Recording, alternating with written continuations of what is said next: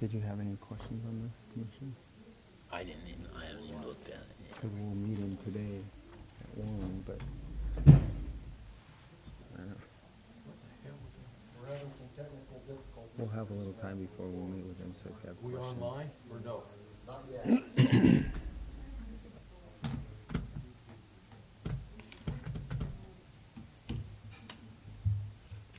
We're live, I think. You think? Well, I've got 2 different screens. Well, we better get you a couple more. Redundancy, you know?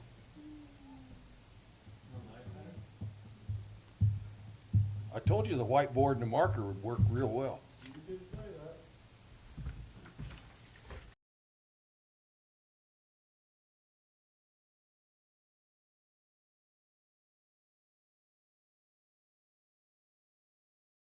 Switch the live to stream of documents. Good morning, everybody, and welcome to the October 14th Board of County Commissioners meeting. Would you all please rise for the Pledge of Allegiance? I pledge allegiance to the flag of the United States of America and to the republic for which it stands, one nation under God, indivisible, with liberty and justice for all.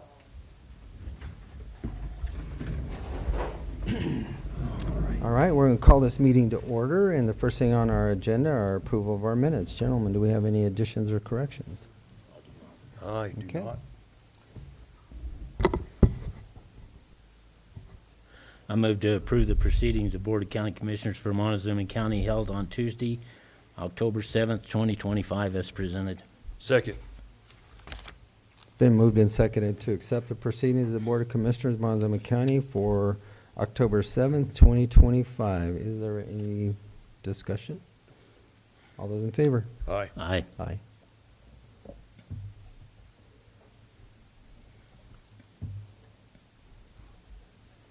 All right, planning, come on down.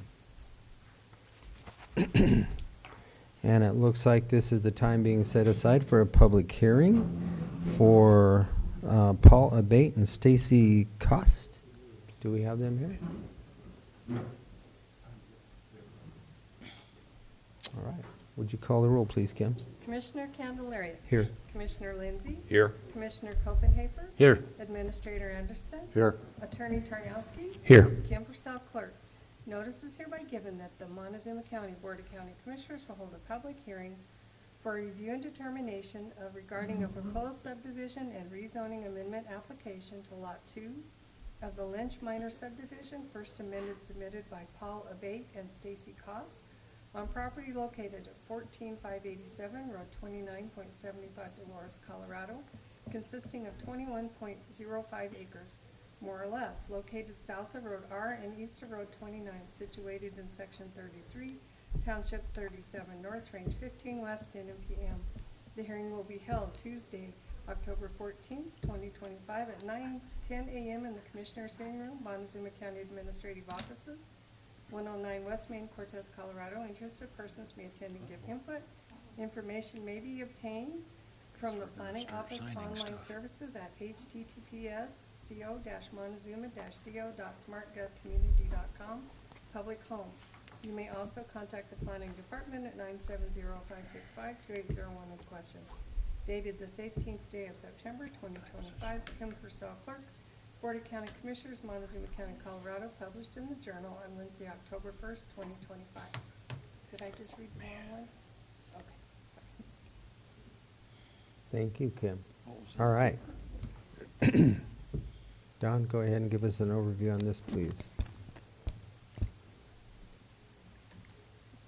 Yeah, so Mr. Abate owns Lot 2 of the Lynch 2-lot minor, and he's proposing to split that and create 2 more lots, so there would be 3 lots, amending Lot 2. The 9 acres on the west side, there would be a dedicated easement through the northeast lot to get back to that property. That would come off of Road 29.75. There's already a driveway and an address. I don't know if there's an official driveway. There's an address there on the common lot line for the north and south lot.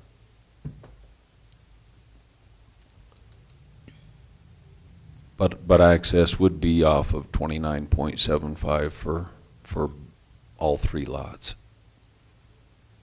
Okay. Would you like to add anything, sir? No? Okay. Commissioners, do you have any questions at this point in time? There is water available because there was, when Mickelson's did their water line extension, it provided more flow, more volume to that area.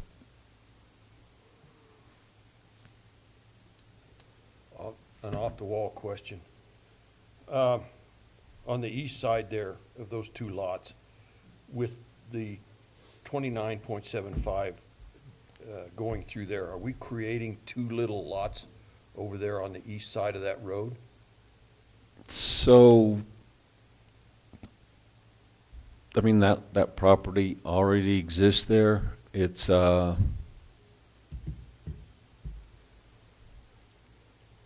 would have to check and see if there's a possibility somebody might want to try and exempt that in the future. We're not creating them now. Okay. They do cross Road 29.75 with the Lynch subdivision.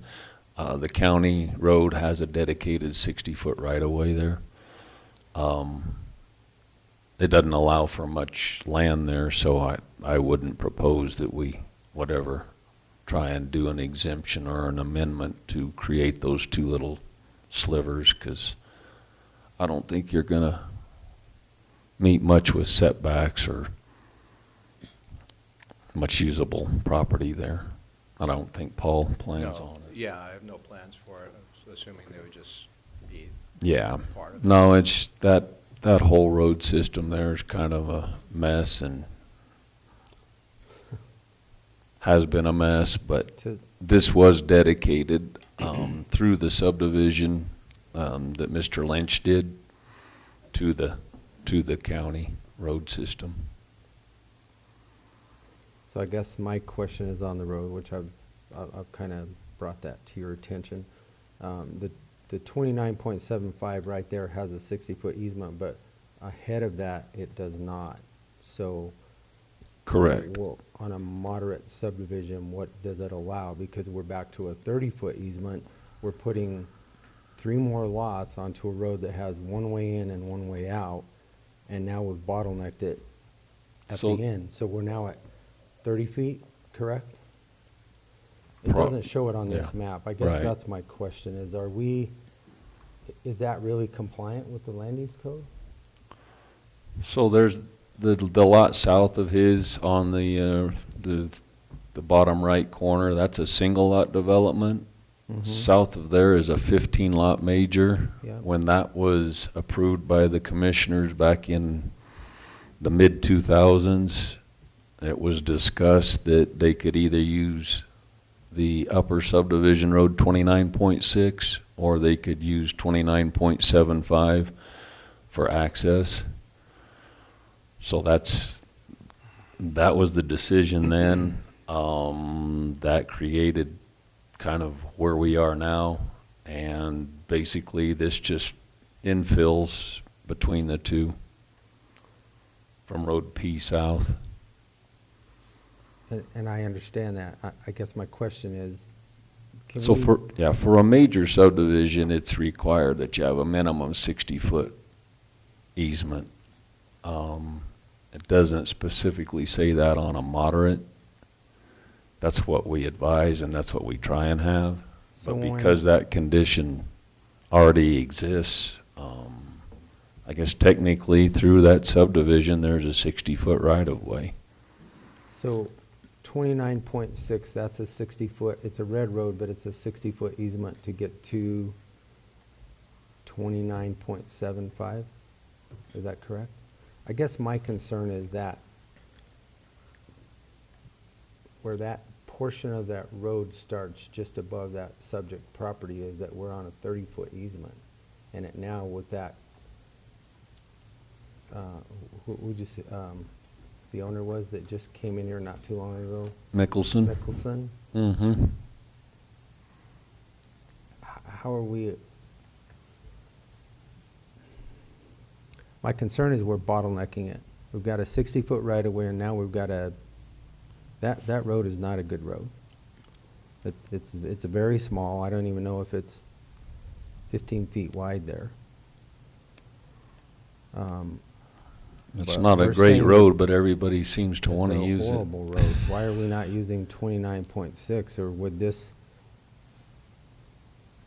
Do you see what I'm saying? You see my question, Stephen? Is it accessible, is it Stephen. permissible?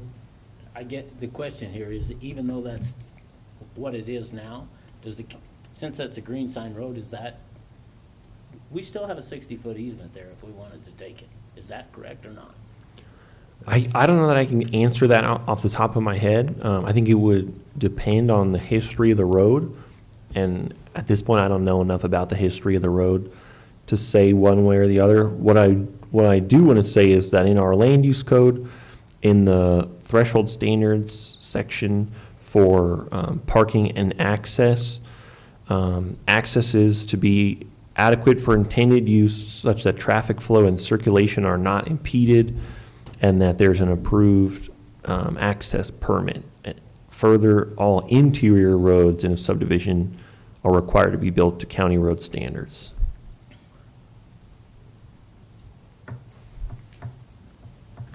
So are most people using 29.6 to access that lower? The people that live in the subdivision below, their mailbox they have a community mailbox out at 29.6 and P where they meet. And so they do come in there a lot. We actually used to live in that subdivision also, and we use that 29.6. And I believe it's actually a 60-foot easement all the way through Jim Lynch's property. So like where the bubble is, it says 29.75. So that bit is also 60 feet. It's just not 60 feet from the 29.75 sign out to the pavement. And I've measured, the narrow spot is about 20 feet. So I've measured it before, just to see what it was.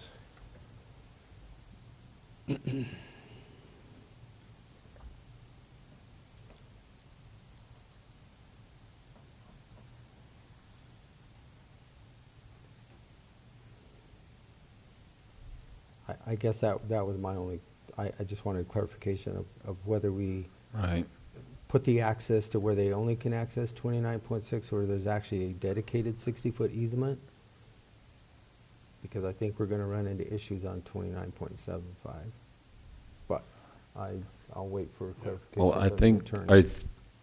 I mean, we can't dictate where they drive No, north not. of this subdivision, so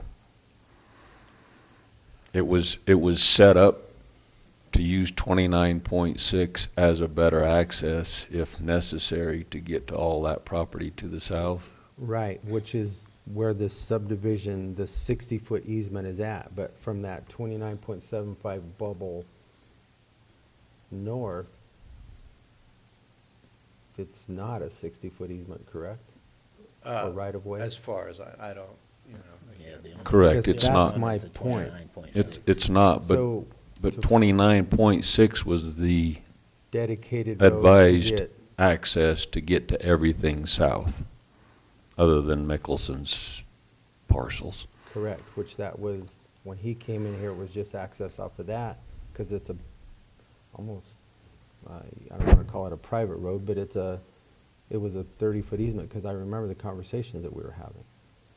Right. So I guess my question is, are we compliant or not compliant?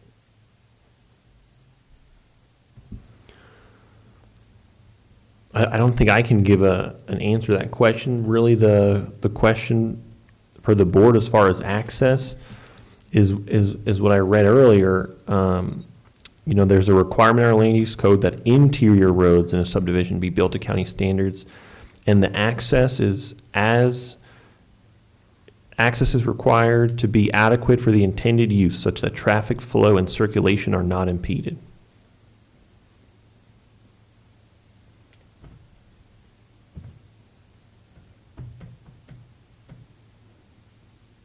Okay, So that means year-round.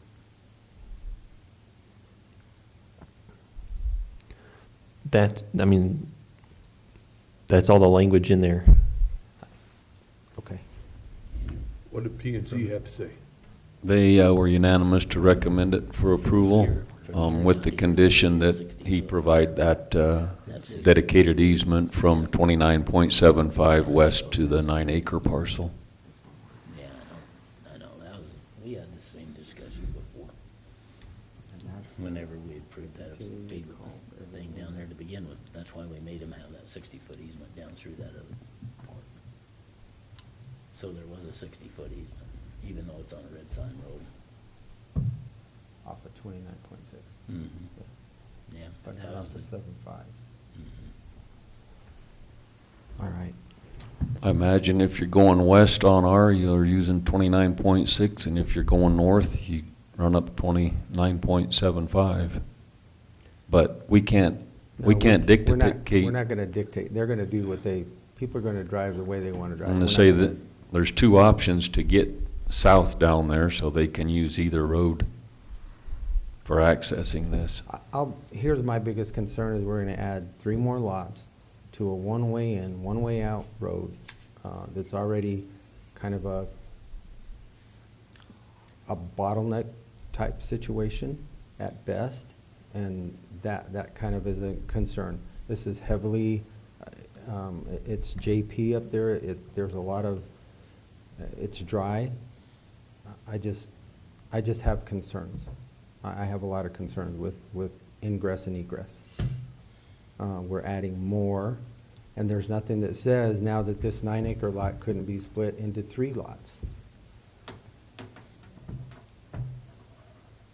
Per the land use code, and then that even adds more. The 6.4 could be cut into 2. I mean, I don't know. I just see, I'm not gonna say it's going to be, but there's a potential to, but does it or does not comply is really what's in front of us right now, so. Okay. If no other comments, I'm gonna open this up. Commissioner, you good? Yeah. All right.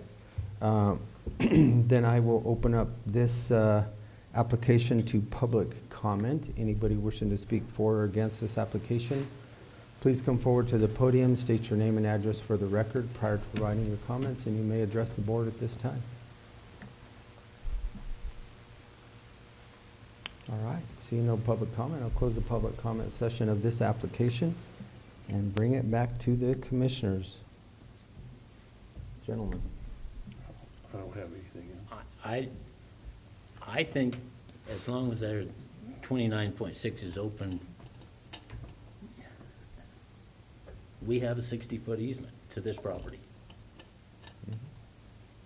There's a 60-foot easement to this property, so even though some people are gonna use that other access, I still think you have to look at it as the fact that they do have a 60-foot easement to this property. So I guess I don't, unless we're gonna say we're gonna limit the number of houses down each road. No, I don't. How you stop this. I don't think we can do that. The 60-foot easement goes all the way up to that corner. Correct. Yeah. Of- To the corner where it. Yeah, where the on the road north side of goes Lynch's back to property. east, Yeah. or Yeah. east and west. Yeah. then That's where it ties. Right, and then it continues up through then it turns into 29.6 and goes up to the pavement that way. Yeah, so that's 60 feet all the way. So there's a 90-degree corner there. Yeah. Yeah. And I can tell you, before, the issue we had with this is the fact that green sign road's gonna get plowed. Oh, trust maybe me, I get before that call red every sign winter. road would, I- and so people may use it more. I No. maintain the other road also. I get a call every winter because our plows have went up there, and they plow it because it's so narrow, and then people try to jump the windrow and they get stuck, and Yeah. then I get called 2 or 3 times a year, every year. But that's okay. We can't choose which direction they go. Yeah. I mean, Up to you, I sir. don't have anything, problem with it, because I think they do have a 60-foot easement, and that's, meets the land use code, and I think Go. I just don't have any problem with it. I move to approve this proposed subdivision amendment rezoning application for Lot 2 of the Lynch Minor Subdivision located at 14587 Road 29.75 Dolores, consisting of 21.05 acres. Second. It's been moved and seconded to accept a proposed subdivision amendment and rezoning application to lot number 2 of the Lynch Minor Subdivision. First amendment submitted by Paul Abate and Staci Cost on property located at 14587 Road 29.75, Dolores, Colorado, consisting of 21.05 acres, more or less. Is there any further discussion? All those in favor? Aye. Aye. Aye. All right, you have been approved, sir. Thank I you will very close much. this public hearing. Okay. All right, 9:10. Oh, yeah, I'm good.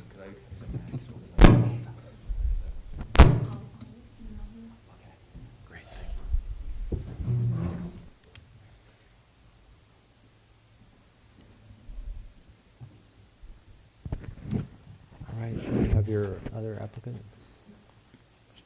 She is here. This being the time set aside for another public hearing for Tracy Westfall, would you call the roll, please, Kim? Commissioner Candelaria. Here. Commissioner Lindsey. Here. Commissioner Copenhaver. Here. Administrator Anderson. Here. Attorney Tarnowski. Here. And Kim Purcell Clerk. Notice is hereby given that the Montezuma County Board of County Commissioners will hold a public hearing for review and determination regarding a proposed 3-lot minor subdivision and rezoning application submitted by Tracy Westfall, agent Cheyenne Stowers, on property located at 22252 Road 22, Lewis, Colorado, consisting of 36.54 acres more or less, located south of Road Z and east of Highway 491, situated in Section 20, Township 38 North, Range 16 West, in N.M.P.M. The hearing will be held Tuesday, October 14th, 2025, at 9 a.m. in the Commissioners' Hearing Room, Montezuma County Administrative Offices, 109 West Main, Cortez, Colorado. Interested persons may attend and give input. Information may be obtained from the Planning Office online services at https://co-montezuma-co.smartgovcommunity.com public home. You may also contact the Planning Department at 970-565-2801 with questions, dated the 17th day of September 2025. Kim Purcell Clerk, Board of County Commissioners, Montezuma County, Colorado, published in the Journal on Wednesday, September 24th, 2025. All right, thank you, Kim. Okay, Don, give us a quick overview on this one, please. Yep, so the application is to split the parcel into 3. On the south proposed subdivision lot, there's already a house for Tracy. They're just looking to split it up so the kids can each have their own property there to the north. Access will be from the west off the county road for each of the 2 additional lots. Utilities are all available down that county road. That's basically it. All right, would you like to add anything? No, sir. Okay. Gentlemen, I question? have nothing. P&Z's recommendation? They were unanimous to recommend it for approval. Anything, Commissioner? I don't have anything Okay. else. Well, then, I will then open up this application for public comment. Anybody wishing to speak for or against the application, please come forward to the podium. State your name and address for the record prior to providing your comments, and you may address the board at this time. Active crowd today. Yeah. Seeing no public comment, I'll close the public comment session of this application and bring it back to the commissioners. Gentlemen, what's your pleasure? I have nothing further.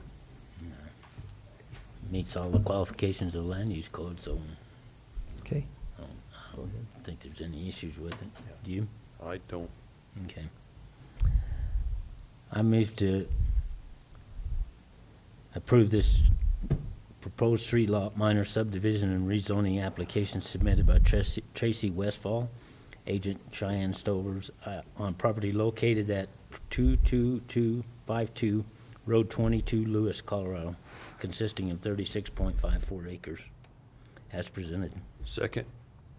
Been moved and seconded to accept a proposed three-lot minor subdivision and rezoning application submitted by Tracy Westfall, agent Cheyenne Stowers, on property located at 22252 Road 22, Lewis, Colorado, consisting of 36.54 acres. Is there any further discussion? All those in favor? Aye. Aye. Aye. Okay, ma'am, you have been approved. Thank you. Thank And I you. will close this public hearing.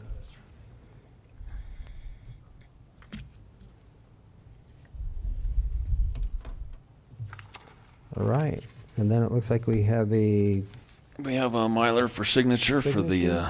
Fred Phelps subdivision amendment. Roll her out.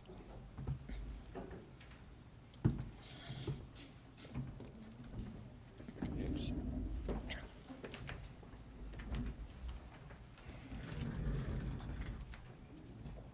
Kim, you want to sign for me and I'll stamp? Okay.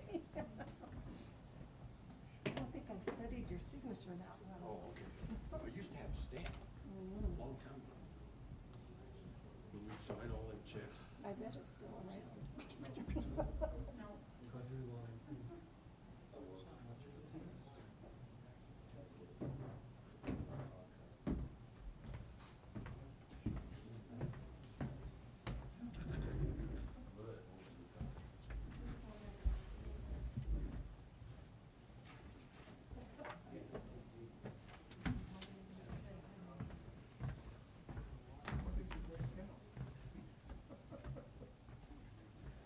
I think it's me. Me. I understand that, but trust me.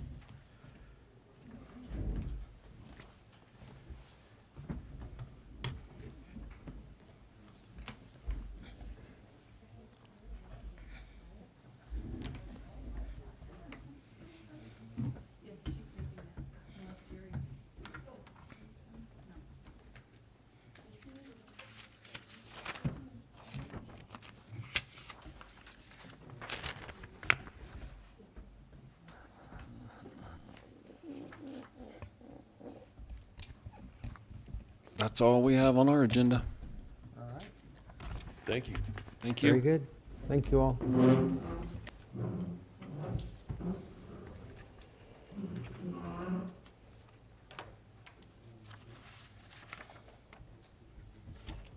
We don't have a consent agenda. No consent So- agenda today.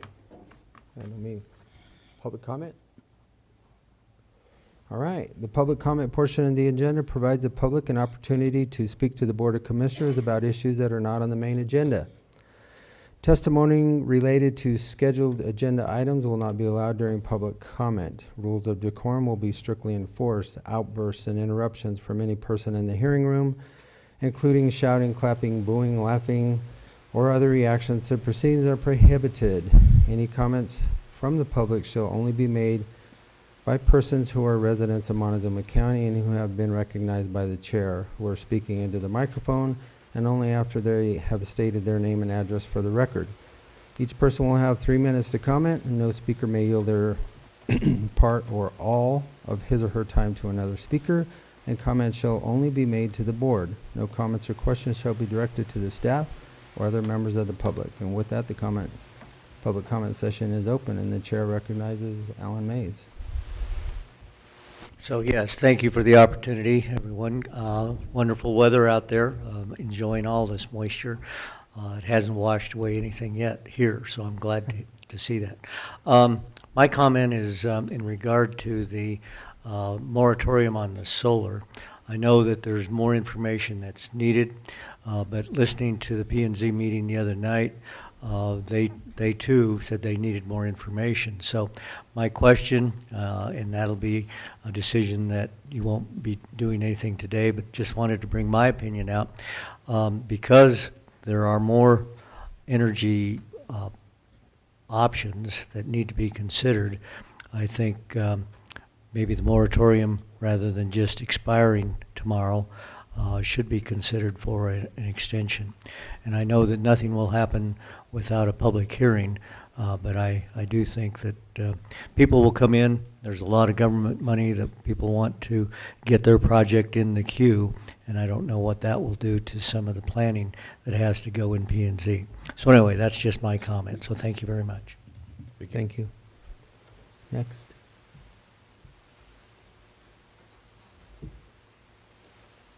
All right. Seeing no further public comment, I'll close the public comments. Oh, all right. Sorry. David Paradise, 407 Colorado Street. And Al and I are friends, but I have an opposite opinion on that. I think we should end it. And the reason being is I think, I don't know what's on y'all's plate. I'm sure there's a lot of stuff way above my pay grade. However, I think that inaction is bad. I've gotten to where I am in life for stepping on the ledge, and spiritually, financially, and I think that there's a lot of citizens that are willing to help. Mr. Candelaria talked about educating the public, and I think we should end the moratorium and maybe reach out to citizens like myself and my friends and end the moratorium so we could start helping educate people and exploring. So the burden's not on your shoulders, but we can try to help that. That's all I want to say. Okay. So. Thank you. Next. All right, now seeing no further public comment, I'll close the public comment session of this meeting, and I will bring it back up here to new business. Jim McLean, we're talking about another cybersecurity grant. Seems like we talk about this a lot. Yeah, it's actually not a new one. This is just a continuation of the one that CrowdStrike that we got the funding for a year ago, and then the year before that. So we want to put in for it again because obviously CrowdStrike was a big reason why we were able to stop the attack that almost happened on us. But unfortunately, they're not funding it 100% like they did the last two times. They're going to fund it 60%, I believe. So we would have to come up with about 28,000 roughly. Still better than 70.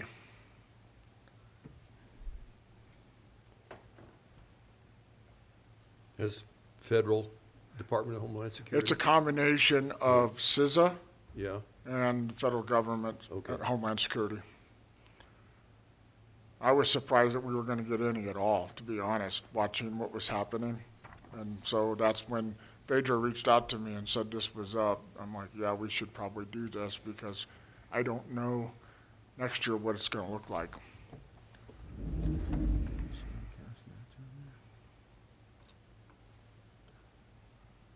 I don't see one, Jim. So is that is that what we think it's going to be, or is that what it's going to be, or did we have that in the budget, Travis? I don't So- remember. I talked to Rob about it. I think that they're just, we figuring out how many servers and endpoints, that's the tricky part. And it could be that, I think that's gonna be the maximum it'll be. It may be a little less once I get the numbers in. Because I'm trying to reduce the number of workstations because we're moving everybody to Windows 11 now. So we're doing away with the dual computer systems, like some people have desktops and laptops. Right. Now they're getting just a laptop with Right. docking, and So it starts reducing the number of licenses, and we're projecting that across the board we'll probably bring licensing down across the board on everything about 30 to 35, somewhere in there. I mean, as bad as I hate to say it, if we ever get, If we get hit, this is like Hit. insurance. I mean, it's in the millions. Every county that's gotten hit, it's been in the millions of Yeah, dollars. we can't do that. That they have had to go back and figure out how to get their systems back up and running. I mean, our software just continually rises every year, and this is another one that, this insurance, I'd hate to see us go without. Me too. I don't, so I guess we can put matching funds there right now at this point in time, 20,000? Yeah, I think so. I talked to Rob, he was gonna add it in the budget, so I think Travis is already aware of that as well. Because it shows 0 right now, so I just to be clear and transparent that we should add that as a matching fund of Yes, sir. 20,000. Okay. Okay. Yeah. I move to approve this Montezuma County grant application submission form for the IT department for the project title DHSEM State Local Cybersecurity Grant Program dash CrowdStrike Falcon. Second. Been moved and seconded to accept the Montezuma County grant application submission form for the cybersecurity grant application in the value of $70,000 with the $20,000 matching funds. All those in favor? Aye. Aye. Aye. Okay, Thank you, Commissioners. there you go.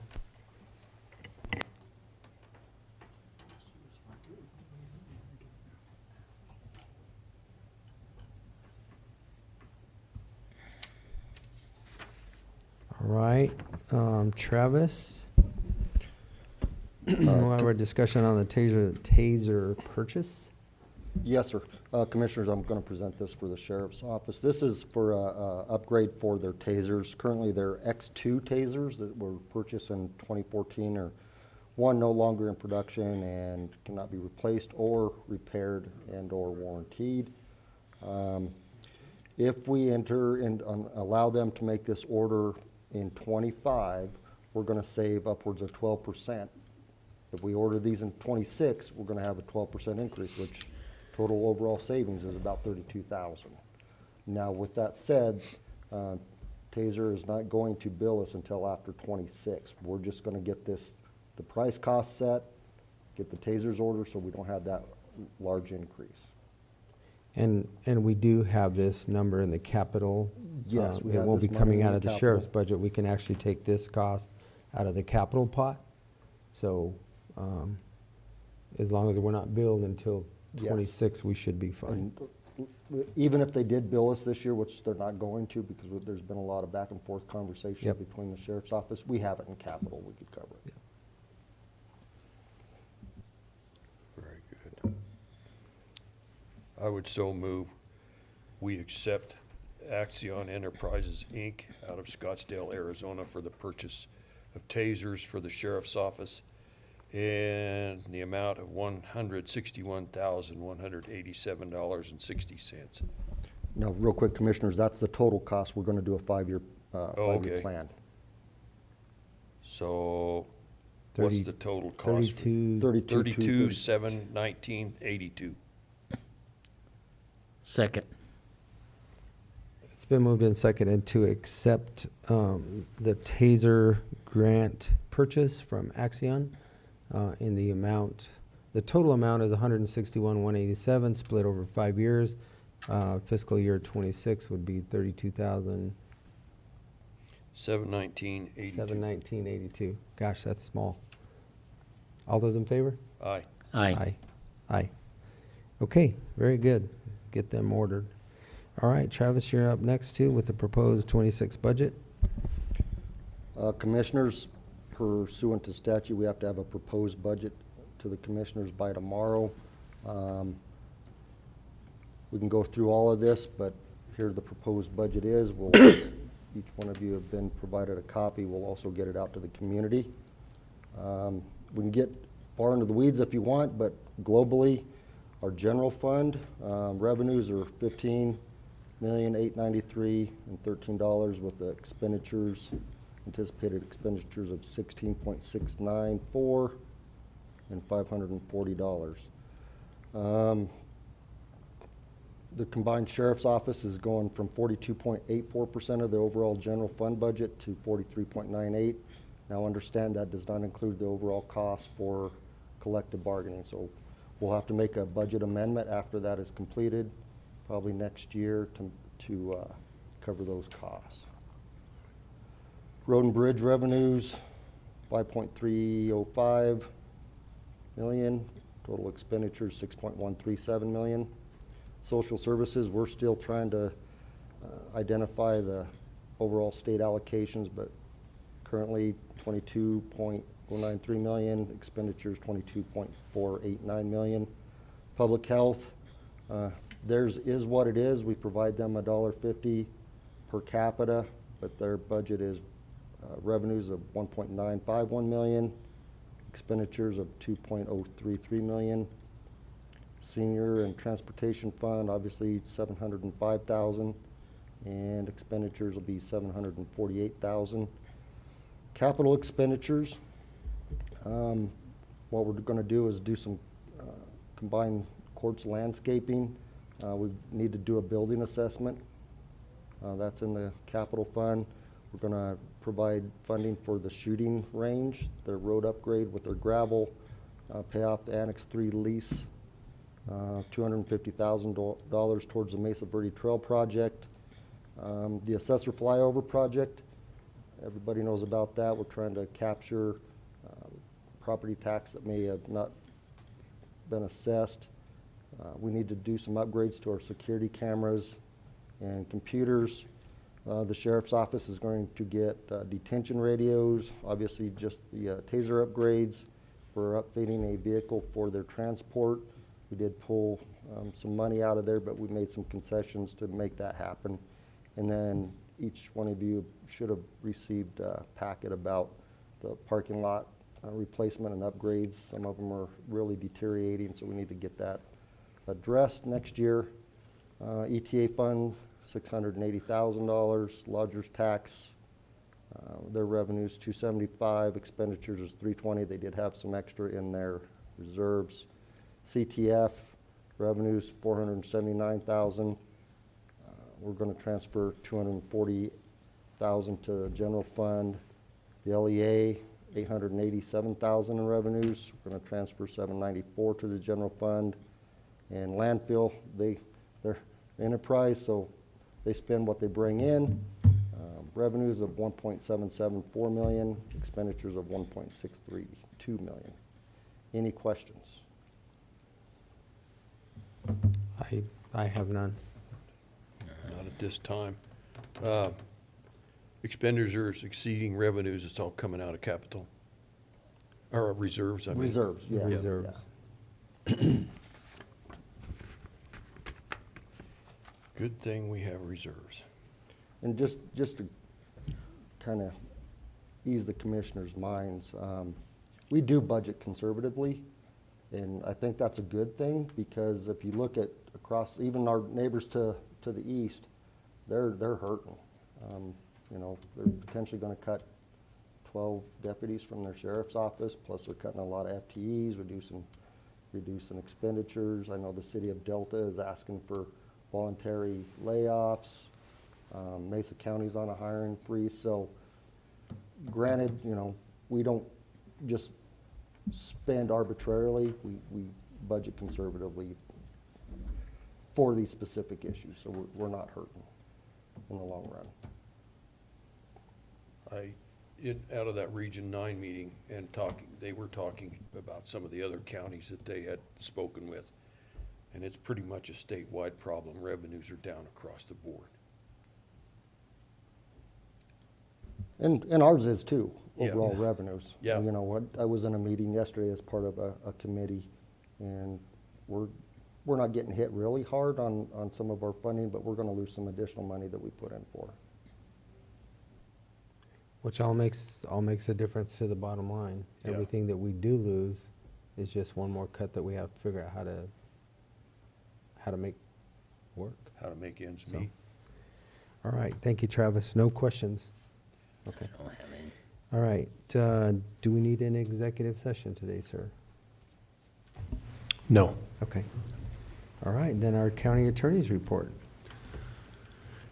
Commissioners, last week and this week, we've got a lot of stuff going on with planning. We're starting to work on those land use code enforcement actions. It's taken us a little bit to get off the ground, just because we're kind of looking at our overall process of how that works. But we're working on those. Also, still working on the solar proposed regulations. We're looking at noticing a public hearing on November 18th. Talking to Don, sounds like we're not having a meeting a couple weeks in November, the 4th, and I think it's the 11th That's Veterans Day, Yeah, we got Veterans Day, Election Day. and so we need to do 14 days posted notice for that kind of hearing, and we're planning on noticing it as kind of open-ended, either to revise the land use code or to enact a new moratorium, given that the current moratorium expires tomorrow. But we're hoping to get the commissioners our staff version of the draft from planning and zoning here very soon. Still working on that property purchase up there that we've been working on for some time up at 184 and County Road 25. We got all our stuff in to the title company. Right now, what we're waiting for is for there to be some kind of partial release from, sounds like the lender from the landowner. So, not sure what the timeline's going to be on that. The title company said it could take a while. We just don't know yet what that looks like on their end. But as far as the kind of the county's balance side of the equation, we've got everything, all our ducks in a row. Sounds like that's the last issue. Also working on some contracts, working together with administration. We're making some revisions, trying to get some more favorable terms for the county on some different things. And then we've also got some new child protection cases. Right now we have 3 trials on the calendar between now and the end of the year. So our assistant county attorney should be taking the lead on those, but a lot of work being done there in preparation for those and behind the scenes. Any questions on any of that? No, thank you. All right, Travis. Commissioners, last week, obviously, a lot of budget, work being done. Did meet with Road and Bridge a couple of times last week. We went up to Lebanon and P and looked at the signage up there, seeing if there was anything additional that we needed for that intersection. I think there's just one sign, a chevron sign, that we really need to put in there. We'll take it at the lowest step possible versus having to put in flashing signs and so on and so forth. So I think that's going to be a good intersection once they get that completed. You should have received the information on Jones and DeMille on their assessment for the parking lots.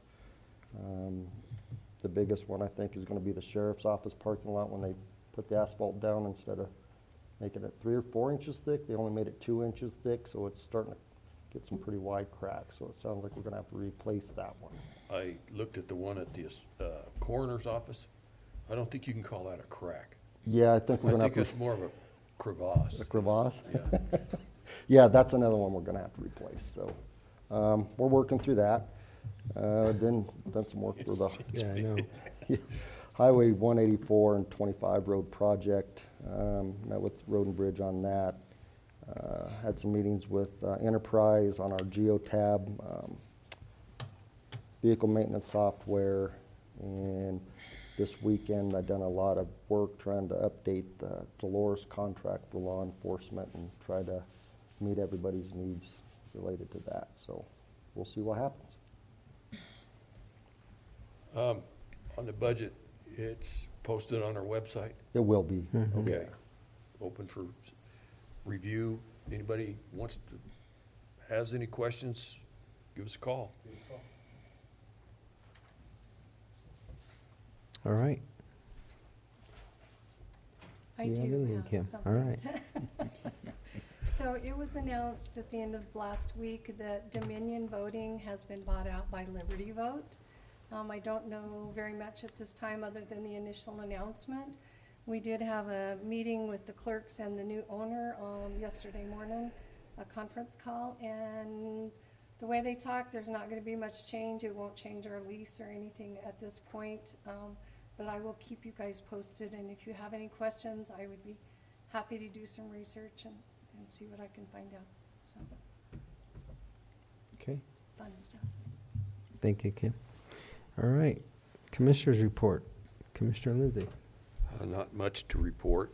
Rained a little bit. I have city council tonight, and we have a evening meeting coming up Next week. next week Yeah. over at the Annex Building. 6 o'clock, I think it's, yeah, that sounds right. is that right? 6 o'clock? Yeah.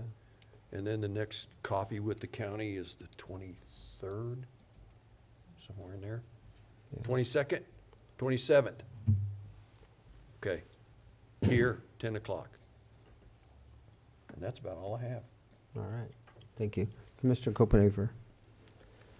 This past week on Wednesday and Thursday, we had our meeting from Southwest Water Conservation District, over in Mancos. Had a good meeting on Wednesday. We did some tour of some projects around the Mancos area. One of the pipelines that was put in, basically in 18 or 19, somewhere along in there.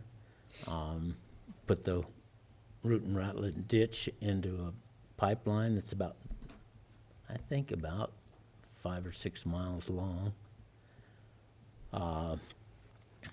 Just to show the amount of less diversion out of the river, they estimated they're saving about 30% of the water. It's going back into the river because they're not, anybody that shuts off down that pipeline, it just backs up, I mean, it's full, so it's staying in the river. Just to give the public an indication of what percentage could be saved if these capital improvement projects were actually completed. That's a good one just to show what their estimated loss was about 30%, that the amount he's diverting now from what he was diverting before in that one pipeline, they're saving about 30% of the water. So all those projects, that project will last forever. So all of those things where those pipelines fill up, once they're full, somebody shuts off, the water just stays in the river. It doesn't go running out the end of the ditch like it is now. All of those projects save a lot of water. We also came over and looked at our project at Narragansett where we have the dam restriction and how we're fixing that out there at this time. That project's going on right now as far as the fix on it, so it won't be completed for a little while yet because they got some more concrete to pour, and there'll actually be a complete cap poured over that rock structure there when it all gets done. So they've fixed most of the cracks, but the actual concrete cap on it is still not complete. So all of that it's going to happen here in the next month, hopefully, before it gets too cold. And then we had a regular meeting on Thursday at the Mancos Library, and a lot of discussion about different water issues within the state and the Colorado River Compact, of course. So that's about all I've got. Okay. Obviously, a lot of rain. I did have conversations with La Plata County Commissioners, Archuleta County Commissioners with they're getting a lot hit harder than we are. Kind of gave them, just some thing. If you need something, give us a shout. If we can do something, we will. But it seems like they're faring okay. They have had a lot of damage in Vallecito and over in Pagosa, so they're dealing with all that. Did get a phone call from Congressman Hurd. He was kind of talking about any water concerns that we had down here that we needed help with for Montezuma County. I told him at this point in time we did not have any that we needed, but to the east of us sure did. So he kind of gave me just a brief overview of some of the things that they're trying to work on. Obviously, the government is shut down, but they're still trying to do what they can do. Was at the Dolores meeting last night. They did accept the resignation of their current attorney, and they appointed Julie Westendorf, a former La Plata County Commissioner, as their interim county attorney, so she'll be taking the helm. She's not interested in the full-time attorney's position, but she will be helping them until they can get one hired.